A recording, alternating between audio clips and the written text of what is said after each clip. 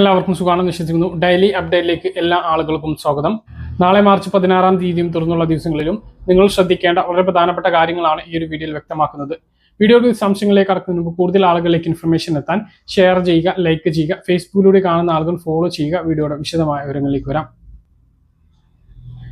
നമ്മൾ ആകാംക്ഷയോടെ കാത്തിരുന്ന നിയമസഭാ ഇലക്ഷൻ പ്രഖ്യാപിച്ചു. 3 ഘട്ടങ്ങളിലായിട്ടാണ് തെരഞ്ഞെടുപ്പ് നടക്കുന്നത്. കേരളത്തിനോടൊപ്പം തന്നെയാണ് ആസാമിലും പുതുച്ചേരിയിലും ഇലക്ഷൻ നടക്കുന്നത്. ഏപ്രിൽ 9-നാണ് ഇലക്ഷൻ നടക്കുന്നത്. ഏപ്രിൽ 23-ാം തീയതി തമിഴ്നാട്ടിൽ ഇലക്ഷൻ നടക്കും. അതുപോലെ തന്നെ പശ്ചിമ ബംഗാളിലെ ആദ്യഘട്ട ഇലക്ഷനും ഏപ്രിൽ 23-ന് നടക്കും. ഏപ്രിൽ 29-നാണ് പശ്ചിമ ബംഗാളിലെ അവസാനഘട്ട ഇലക്ഷൻ നടക്കുന്നത്.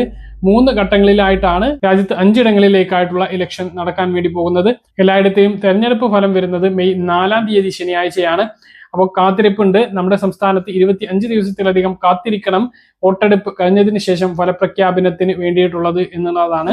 വിഷുവും ഈസ്റ്ററും കഴിഞ്ഞിട്ടായിരിക്കും നമ്മുടെ സംസ്ഥാനത്ത് ഇലക്ഷൻ ഉണ്ടാകുക എന്നാണ് പ്രതീക്ഷിച്ചിരുന്നത്. എങ്കിലും അതിനു മുമ്പ് ഇലക്ഷൻ വന്നിരിക്കുകയാണ്. നമ്മൾ ഇതുമായി ബന്ധപ്പെട്ട് നമുക്ക് നിരവധി സഹായങ്ങൾ ലഭിക്കാൻ പോകുന്നു. അതായത് നമുക്ക് ലഭിച്ചുകൊണ്ടിരിക്കുന്ന സഹായങ്ങൾ നേരത്തെ ആകും എന്നുള്ളതാണ്. സ്ത്രീ സുരക്ഷാ പെൻഷൻ, സാമൂഹ്യ സുരക്ഷാ പെൻഷൻ ഇവയൊക്കെ കൂടുതൽ മാസങ്ങളിലേത് ഏപ്രിൽ 9-ന് മുമ്പ് ലഭിക്കും എന്നുള്ളതാണ് ഇതുമായി ബന്ധപ്പെട്ട് ഓർമ്മിപ്പിക്കാനുള്ളത്. ഇനി നമുക്ക് ലഭിക്കാനുള്ളത് മാർച്ച് മാസത്തെ ആനുകൂല്യങ്ങളാണ്. മാർച്ച് മാസത്തെ ആനുകൂല്യം 25-ന് തന്നെ വിതരണം ചെയ്യും. ഇലക്ഷന് മുന്നോടിയായിട്ടുള്ള തൊട്ട് മുമ്പുള്ള മാസമായിട്ടുള്ള മാർച്ച് മാസത്തിൽ 25-ാം തീയതി കൂടി ക്ഷേമ പെൻഷൻ വിതരണം ആരംഭിക്കും. അത് മാക്സിമം കയ്യിലേക്ക് നീട്ടിക്കൊണ്ടുപോകാൻ സാധ്യതയുണ്ട്. അതായത് തെരഞ്ഞെടുപ്പ് പ്രചരണം നടക്കുന്ന ഏപ്രിൽ മാസം ആദ്യ ആഴ്ചകളിലേക്ക് ഇതിന്റെ വിതരണം നീണ്ടുപോകാനുള്ള സാധ്യതയുണ്ട്.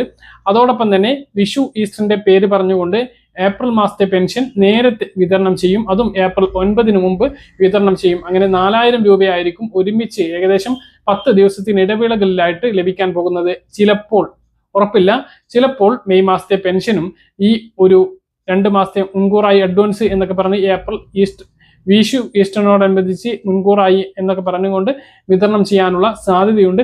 ഈ ഒരു രീതിയിലാണ് ക്ഷേമ പെൻഷൻ വിതരണം ഉണ്ടാകുക എങ്കിൽ സ്ത്രീ സുരക്ഷാ പെൻഷനും സമാനമായിട്ടുള്ള രീതിയിൽ തന്നെയായിരിക്കും. ഈ മാസത്തെ സ്ത്രീ സുരക്ഷാ പെൻഷൻ ഉടൻ വിതരണം ചെയ്യും.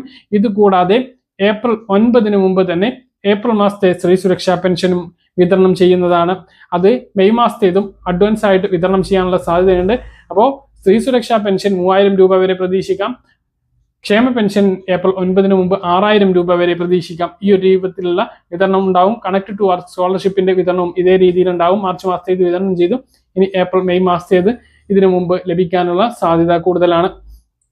ഇതുകൂടാതെ മറ്റ് ആനുകൂല്യങ്ങൾ സപ്ലൈകോ വഴിയുള്ള വിഷു ഈസ്റ്റർ ചന്തകൾ വരും. അതിലൂടെ വലിയ ആനുകൂല്യ കിറ്റ് പ്രഖ്യാപനങ്ങളൊക്കെ ചെറിയ വിലക്ക് ലഭിക്കാനുള്ള സാധ്യതയുണ്ട്. ഇപ്പോൾ വിവിധ സ്ഥലങ്ങളിൽ സ്ഥാനാർത്ഥി നിർണയങ്ങൾ കഴിഞ്ഞിരിക്കുകയാണ്. മറ്റന്നാളൊക്കെ ആയിട്ട് UDFന്റെ വിവിധ ഘടകകക്ഷികൾ സ്ഥാനാർത്ഥികളെ പ്രഖ്യാപിക്കും.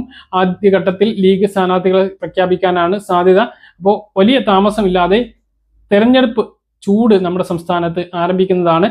ഇന്ന് തന്നെ LDFന്റെ വിവിധ മണ്ഡലങ്ങളിൽ റോഡ് ഷോ ആരംഭിച്ചിട്ടുണ്ട്. നിലവിൽ 50-ലധികം MLA-മാരെയാണ് LDF കളത്തിലിറക്കുന്നത്. പുതുമുഖങ്ങൾക്കും അവസരം ഉണ്ട് എന്നുള്ളതാണ്. അപ്പോൾ ആരാകും ഇനി ഭരണത്തിൽ വരിക എന്നുള്ളത്, ആരാകും ഇനി മുഖ്യമന്ത്രി ആകുക എന്നുള്ളതൊക്കെ നിങ്ങൾ താഴെ ഒന്ന് കമന്റ് ആയിട്ട് രേഖപ്പെടുത്തുക.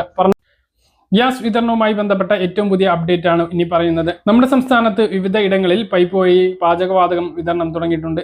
രാജ്യത്താകെ പൈപ്പ് വഴി പ്രകൃതിവാതകം കണക്ഷനിലൂടെ ലഭിക്കുന്ന ആളുകൾക്ക് ഇനി LPG കിട്ടില്ല എന്നുള്ള അറിയിപ്പാണ് ഇപ്പോൾ വന്നിട്ടുള്ളത്. ഉത്തരവ് ഭേദഗതി ചെയ്ത് പെട്രോളിയം മന്ത്രാലയം പുറത്തിറക്കിയിട്ടുണ്ട്. പൈപ്പ് വഴിയുള്ള ഗ്യാസ് കണക്ഷൻ ഉള്ള ആളുകൾക്ക് LPG സിലിണ്ടറുകൾ സറണ്ടർ ചെയ്യണം എന്നുള്ള നിർദ്ദേശവും നൽകിയിട്ടുണ്ട്. ഇത്തരക്കാർക്ക് LPG നൽകുന്നത് നിരോധിത പ്രവർത്തനമായി കണക്കാക്കും.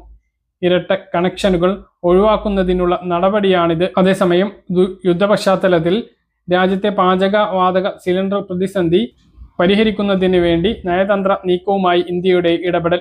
ഇറാന്റെ അനുമതിയോടുകൂടി ഹോർമുസ് കടലിടുക്ക് പിന്നിട്ട LPG ടാങ്കറുകൾ ഏതാനും ദിവസങ്ങൾക്കുള്ളിൽ ഗുജറാത്ത് തീരത്തെത്തും. പരിഭ്രാന്തരായി ഗ്യാസ് ബുക്ക് ചെയ്യുന്നവരുടെ എണ്ണം 88 ലക്ഷമായി ഉയർന്നതാണ് വിതരണത്തെ ബാധിക്കുന്നത് എന്നാണ് കേന്ദ്ര പെട്രോളിയം മന്ത്രാലയം അറിയിച്ചിട്ടുള്ളത്. എന്തായാലും വരും ദിവസങ്ങളിൽ ഈ പ്രതിസന്ധി തീരും എന്നാണ് പെട്രോളിയം മന്ത്രാലയം അറിയിക്കുന്നത്. സംസ്ഥാനത്ത് അർഹരായിട്ടുള്ള 65,000 കുടുംബങ്ങൾ കൂടി മുൻഗണനാ റേഷൻ കാർഡുകൾ വിതരണം ചെയ്യുന്നതിന്റെ ഉദ്ഘാടനം ഇന്ന് നടന്നു. തിരുവനന്തപുരം അയ്യങ്കാളി ഹാളിൽ വെച്ച് മുഖ്യമന്ത്രി പിണറായി വിജയൻ ഉദ്ഘാടനം നിർവഹിച്ചു. ഭക്ഷ്യമന്ത്രി GR അനിൽ അധ്യക്ഷത വഹിച്ചു. യുദ്ധത്തിന്റെ പശ്ചാത്തലത്തിൽ രാജ്യം നേരിടുന്ന പാചകവാതക പെട്രോ കെമിക്കൽ നിയന്ത്രണങ്ങൾ രാജ്യത്തെ ആരോഗ്യ മേഖലയെയും പ്രതിസന്ധിയാക്കുകയാണ്. പാരസിറ്റമോൾ ഉൾപ്പെടെയുള്ള അവശ്യ മരുന്നുകളുടെയും സിറിഞ്ച്, ഗ്ലൗസ് തുടങ്ങിയ മെഡിക്കൽ ഉപകരണങ്ങളുടെയും നിർമ്മാണത്തെ ഇത് ഗുരുതരമായി ബാധിച്ചു എന്നാണ് റിപ്പോർട്ടുകൾ സൂചിപ്പിക്കുന്നത്. ഗാർഹിക ആവശ്യങ്ങൾക്കായി LPG നീക്കിവെച്ചതിന്റെ ഭാഗമായിട്ടാണ് വ്യവസായങ്ങൾക്കുള്ള വിതരണത്തിൽ നിയന്ത്രണം ഏർപ്പെടുത്തിയത്. ഇതേ തുടർന്നാണ് രാജ്യത്ത് മരുന്നുക്ഷാമം ഉണ്ടാകും എന്നുള്ള അഭിപ്രായങ്ങൾ ഉയരുന്നത്. മറ്റൊരറിയിപ്പ്, സംസ്ഥാനത്ത് സാർവത്രിക ആരോഗ്യ പരീക്ഷ നടപ്പിലാക്കുന്നതിനുള്ള അനുമതി നൽകിയതായി ആരോഗ്യമന്ത്രി വീണ ജോർജ് അറിയിച്ചു. ലക്ഷക്കണക്കിന് കുടുംബങ്ങൾക്ക് ആശ്വാസമാകുന്ന തീരുമാനമാണ് ഇത് എന്നാണ് വിലയിരുത്തൽ.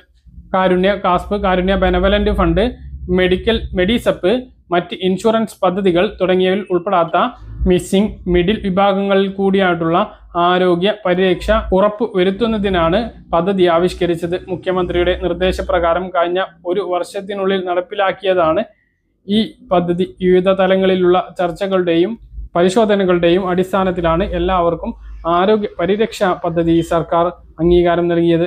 വിഷൻ 2031 അവലോകന യോഗങ്ങളിലും ഇത് സംബന്ധിച്ച് ചർച്ച നടത്തിയിരുന്നു. സംസ്ഥാനത്ത് കാസ്പ് പദ്ധതിയിൽ ഉൾപ്പെട്ട കുടുംബങ്ങൾക്ക് പ്രതിവർഷം 5 ലക്ഷം രൂപയുടെ ചികിത്സാ പരിരക്ഷ നൽകി വരുന്നുണ്ട്.